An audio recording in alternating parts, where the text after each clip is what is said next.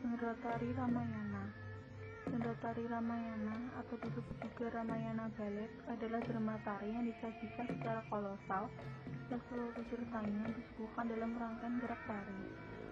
Tidak ada dialog dalam pertunjukan ini, kecuali sebatas penuturan sinden bersuara khas dan lembut untuk menggambarkan alur cerita melalui tembang bahasa Jawa. Dialog diganti oleh gerak-gerak gestikulasi untuk memvisualisasikan suatu makna melalui sikap, gerak tangan dan kepala. Seperti namanya, lakon yang diangkat adalah cerita Ramayana, seperti halnya tersaji dalam banyak kesenian Jawa, termasuk wayang kulit dan wayang wong.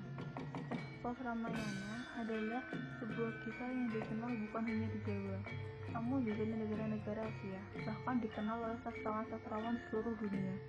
Di Indonesia, Candi Prambanan mewakili kisah ini dalam bentuk relief yang kemudian dituangkan dalam bentuk visual menjadi penunjukan Sendratari Ramayana. Istilah Sendratari pertama kali dicetuskan oleh drama muda asal Yogyakarta, yakni Anjal Asmara pada tahun 1961. Sementara itu, kisah Ramayana dipilih dengan pertimbangan bahwa wiracarita ini hampir ada di seluruh negara di Asia Tenggara. Pada tanggal 25 Mei 1961, untuk pertama kalinya, seni pertunjukan dalam bentuk Sendratari dipentaskan, memisahkan epos Ramayana dengan media tari dan gamelan Jawa. Sendratari menjadi ciptaan baru dalam dunia pentasan seni pertunjukan di Indonesia. Perihal epos Ramayana merupakan warisan budaya yang diadaptasi dari kasana sastra klasik India. Menurut Somfir, cerita Ramayana adalah sebuah tradisi yang hidup dan merupakan suatu kekuatan dari suatu warisan kuno untuk seluruh negara di Asia Selatan dan Asia Tenggara.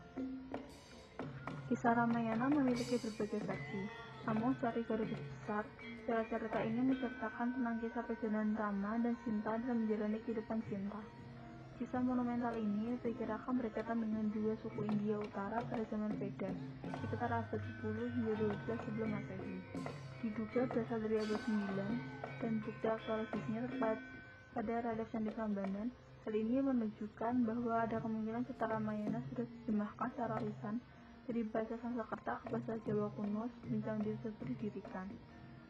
Selain di Prambanan, cerita Ramayana juga terdapat pada dinding Candi Penataran Jawa Timur yang berasal dari abad 12 hingga 13 dan diduga sebagai prototipe dari wayang kulit Bali sekarang. Dalam kitab Saridin, pengarang cerita Ramayana Jawa kuno adalah seorang pujangga bernama Angkokuja pada masa pemerintahan Raja Gendayana dari negara Mamenang. Penyajian Sendratari Ramayana. Sejak tahun 1997, episode dalam Sendratari Ramayana telah diberikan menjadi 4 setelah sebelumnya sejak tahun 1961 mementaskan 6 episode. Format tersebut menghilangkan episode Hanuman Duta dan pembuatan sebentar manusia Alengka, karena hal ini dirasa kurang menimbulkan klimaks dan tidak menarik perhatian penonton. Dalam hal tata rias, secara umum tidak banyak berbeda dengan riasan pada wayang wong.